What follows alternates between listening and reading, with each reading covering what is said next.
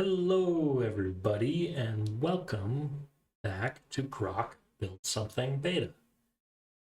It is episode 3, and in episode 3, we're going to actually do the thing that Grok is asking us to do, which is build something. So, we've made it through some of the initial setup. We'll have more that goes on, sure, because there's a lot to this tool, but we're actually going to, build something today. And with that in mind, we are actually going to move into a bug out of the gate. I wanted to move to auto approve mode, but it looks like we have to better do that. Now there we go. So from the home screen, you can't you can't change these modes bottom, but as soon as we enter the real agent, you'll see it's hooking up the MCP, so that home screen is not an agent loop. But now we're in it, and now we can do our thing. So we're gonna actually build. And today, what we're gonna build, well, we're gonna do kind of show off two things. One is just gonna be the raw coding that Grok does, and I apologize in advance. I'm not gonna dig into the code it's writing necessarily, because this is more about showing off the tool a little bit, and I don't really have the greatest knowledge to tell you if the code is good or not. We're going to see more kind of how it behaves. So I apologize. It's going to feel more like vibe coding in a lot of ways, but we're going to hopefully be rigorous enough to at least make it prove that it's doing things well over the course of the series, and we'll get to see how it's behaving. So we're going to start, and what we're going to do for this first task, I think it should be easy. We'll see how the model performs. This is now uncontrollable territory for me. We are going to build snake. Okay. I think I want to do it. Yes. So we're going to build a snake IO game. The top view mode with board, apple, and the player / snake. Make it XAI themed. Characters and treats. So we'll kind of let Grok go off and start planning. So maybe you didn't notice I put it in plan mode. So it's gonna run through its planning. I don't know if it's probably a skill, but it looks like it's running. I don't know, it's searching through the harness now. It's going off and working. So we'll see here that it's just asking me for permission. We're going to always allow that now, so I'm not continuously approving that. Looks like it's taking a look through everything. I can see it's popping up some ideas. Here's a web search ready, so that's nice. It's getting all the official branding colors and everything for our little XAI theme snake game. And these are web searches. So what's nice is I can enter. I thought I'd get more inspection into it, but maybe, I mean, the search isn't done. So remember on the earlier episodes, this is a very interesting thing. So it definitely wasn't a hard cutoff of text. It does think for a while. It's coming up with names, deciding whether it's a good name. Grok.io is the name.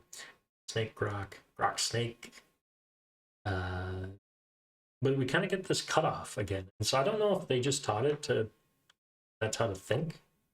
But either which way, we've been searching for a while. I have noticed when I was working with it that the external, some of these non-file system calls can be a little slow, and I don't want to interrupt it. I don't think I do. No, there's nothing really going on.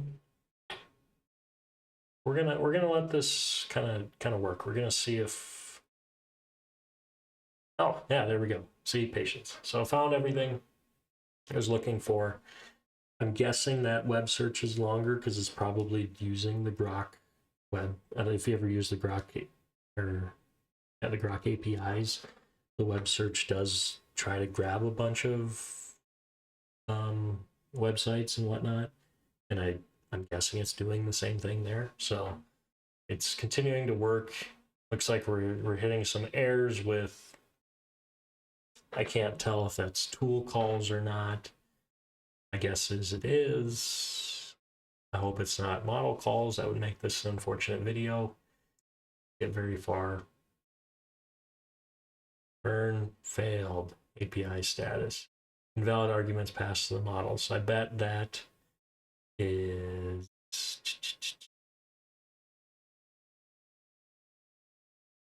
I wonder if something in the web search gave our context history. So let's see what happens if I tell it to keep going. Okay, so it did recover. So something in that web search, I don't know what necessarily hurt. Something in these files seem to have hurt the ability for the model to keep working, but it has recovered and it is continuing to go, so that is good. And it's creating a plan file now. So in plan mode, it's going to make a plan.md is what I've noticed so far. And thinking lots to make the plan. So it's going to, seems to mostly write the plan in a thinking trace, and then we'll output the plan to us. I'm waiting for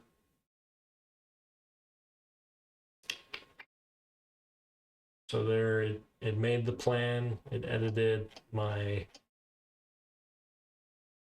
so it edited my plan.md, and then in plan mode you will get this little pop-up window, and we can take a look at the plan, read through it. We got a nice, I can click to scroll here. I bet I can go line by line. So they do a little bit of nice formatting for your plan. They make it very prevalent for you to accept it. Most people are at this point are pretty comfortable hitting approve. I'm gonna do a quick peruse. Demonstration, approximately, yada yada. So I picked up on the fact this is a YouTube series. I think it looked at our previous conversations.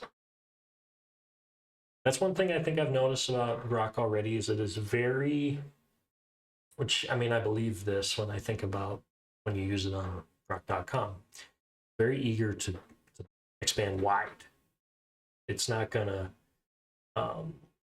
it's not just gonna go for a targeted approach. It's gonna kind of try to find everything it can and then reason from there. So it wants to use up that context window.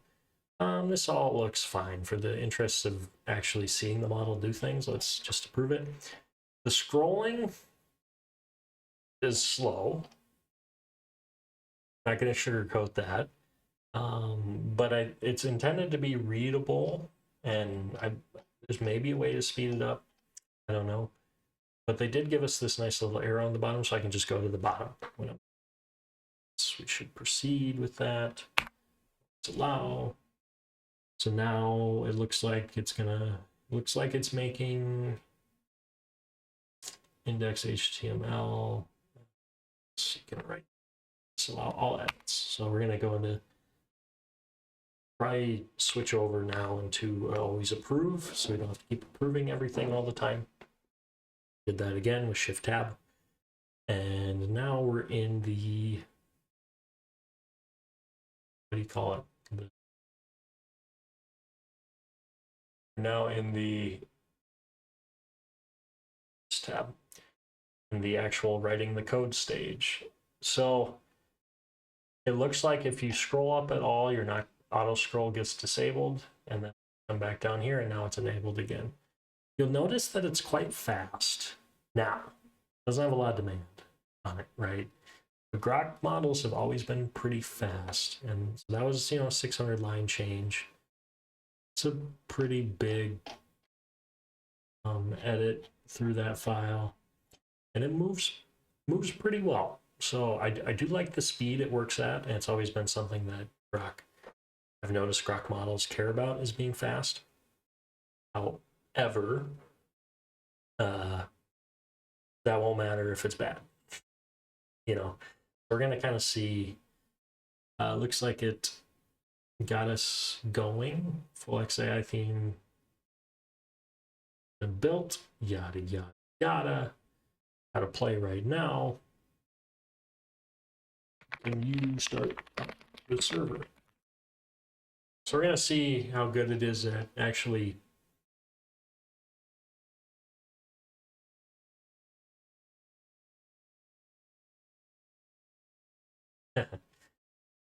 see what it's doing there. Anyway, we're gonna see what it's gonna do here. So we've got our nice little link. Can I click it and open it? Yep, I cannot. I was kind of hoping I could. That always could be my terminal. But now we've copied the link and, oh no, it did open it. Sorry, it just opened it off screen. Let's take a look at our grok.io. So, first impressions, definitely got the AI vibe, right?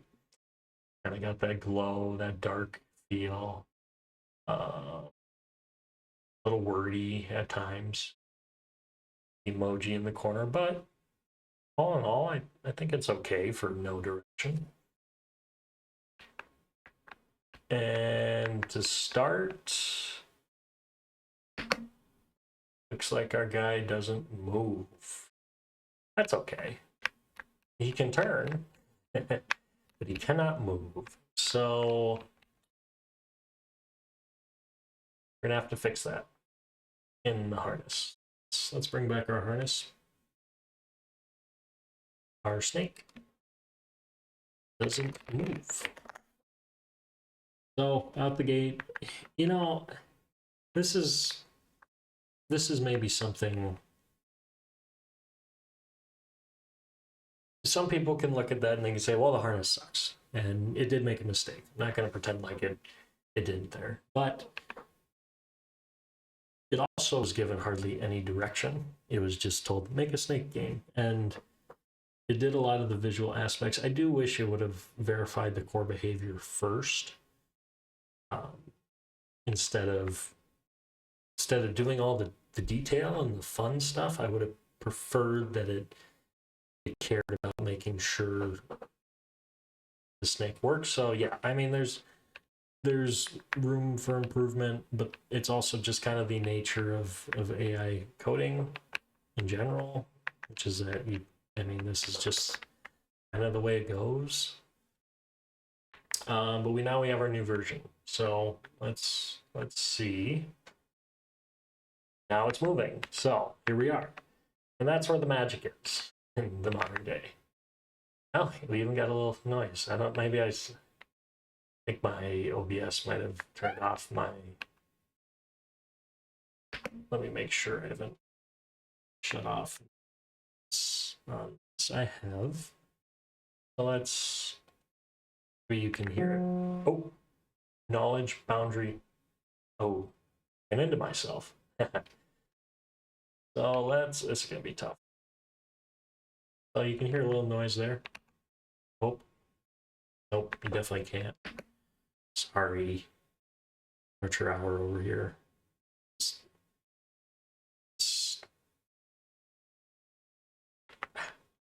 Here we go.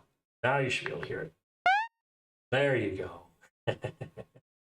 So it made sound effects. I'm a little curious how it made them. If it just pulled it from somewhere, actually it's generating it, but that's kind of nice. I don't always notice that being a thing. Maybe the other harnesses do it, I don't know, but usually sound effects don't get incorporated, so that's kind of nice. And then there's a fail one too. But yeah, there's a game. There's our first Grok game, right? Frame rate's a little low. It's kind of choppy in a lot of ways, but I'm not I'm personally not too mad about this. I think for being able to send one prompt and just two prompts, I can get a fun little snake game with honestly horrible prompts. So that's a good start. One thing I do want to show off about this though. Here's my terminal. I figured I'd put this in this video. I noticed that the background side, spell right, outside the game is, I want to show off Grok Imagine to get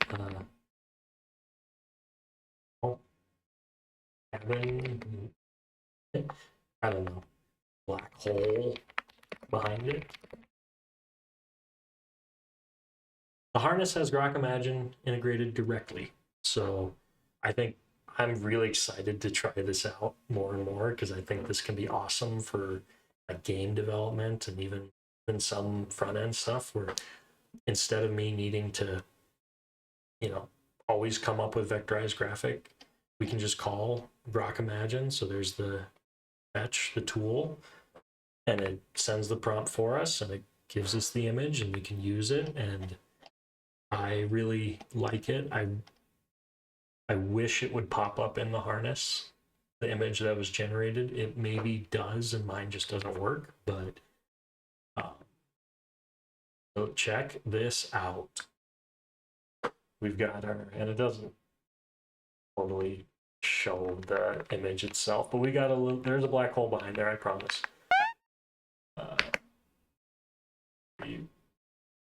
Yeah, it's there. You can, I mean, you can see it. Anyway, you can see already that we can use Grok Imagine to kind of spice up the video and the vibe a little bit. Because this is something that before you would have had to find on the internet, or the other harnesses are getting their own image generation now, but this was fast, this was great, and really awesomely integrated, I think. So that's kind of a neat thing they have, and there's video too, not just images. Let's, you know what, while we're here, video's getting a little longer, but let's try it side by side for now. Cool. Now can we make that a looping video?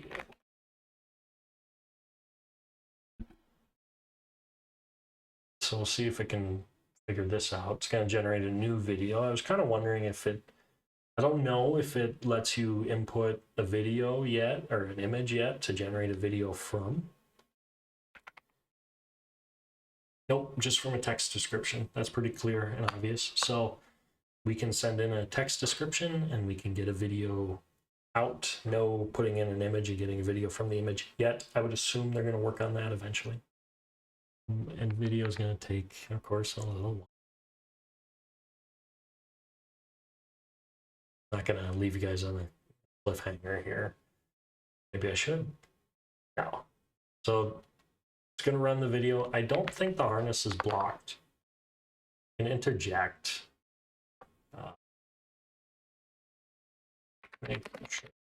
So it looks like that's the queue, right? Where it's waiting until the tool finishes, and then it's going to use that in its as its next prompt that the user sends. This video is taking a little bit of time, but can't be too choosy about this. 1.5 minutes for a whole video inside a coding harness. I will take that. And for it to be included in the subscription that lets me use the harness, at least right now it is, I think that's pretty awesome personally. So maybe I'm more hyped about this than other people are, but I'm really excited about it. Makes me want to use this series to build a game. And I'm imagining, you know, I can block textures, we can generate a PNG, create a block, and looks like it finished its whole thing. But we can make a block texture and then we're good. So You can stop it by double escape, by the way, if it's kind of running off in a direction you don't want to. It looks like we have the video. I noticed the snake game is not safe. Move the stars. Make it so we can see the video of the game. I want to see this black hole. I'm sick and tired of it being. So let's. We're going to get rid of those stars and hopefully have our pulsating black.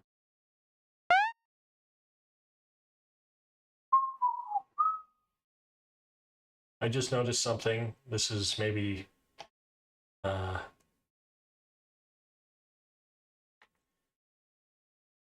this will annoy some people, I bet.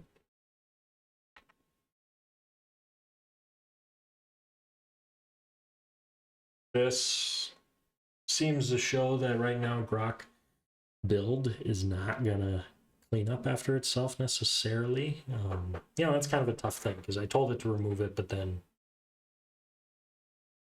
you don't want to necessarily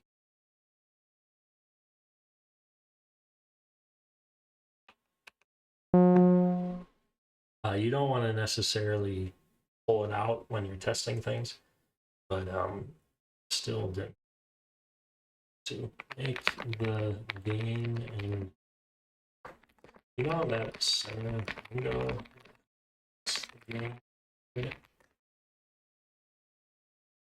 I know this video is getting long, but I really want to see my black hole that we generated. So generally I will prompt with a lot of questions. I'm hoping that it doesn't do something. It is explaining things to me. So there's the central framed area. Probably want to treat more like a deliberate window viewport, glass panel over the video background. Yes. Yes, very transparent. So now hopefully it does exactly. Maybe it won't, and that's okay. It's a limitation that hopefully gets figured out as time goes on. It did put this, it's called, I should know what's that. But it did put those attributes in there so that the tab isn't just naked. And yeah, looks like didn't do it. So that's okay. We'll have to figure out, prompt our way out of this. And maybe we will, maybe we won't in the next episode.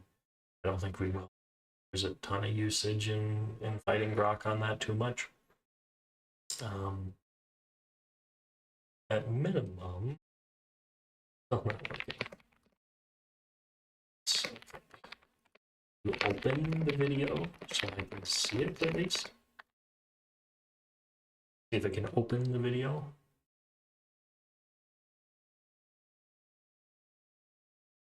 Here. It does work better on my ultra wide screen. That's nice. Very nice video. Ooh. So there's our, I mean, it's just, I know it's a Grok Imagine output. Kind of an interesting black hole in, I guess that's kind of a galaxy behind it. Anyway. This is just to show off the film. Okay, let me stop that. Grok Build has Grok Imagine built in, and I'm hoping that's something that we can show off a lot in this harness specifically. So sorry for the longer episode today, but we actually built something, so hopefully that made up for it. And thank you for watching. I had a great time making that game. Some of you maybe have given up on Grok Build already after watching it perform. I hope not. These tools are not... I've been using them for months now, and these tools will amaze you one day and they'll frustrate you the next one, and that is 100% true. But we're hoping to uncover the great things it does, and I know I'm kind of really hounding on it, but I personally think this ability to generate the images in the background and even the videos in the background natively with Grok all working together is a really awesome attribute to this harness. So, don't focus so much. Obviously you want it to perform well, but I also didn't prompt it very well, right? So that, I guess what I'm mentioning is it didn't make our game transparent, but we're getting there. So thank you for everyone, for watching. You saw we built a Grok.io game. We built it in a couple prompts. We showed off plan mode. We got to do a couple things. I thought ultimately we had a good chunk of success today. We generated some videos, generated some images. And yeah, thanks for watching, and stay tuned for the next episode of Grok Build Something. Thank you for watching.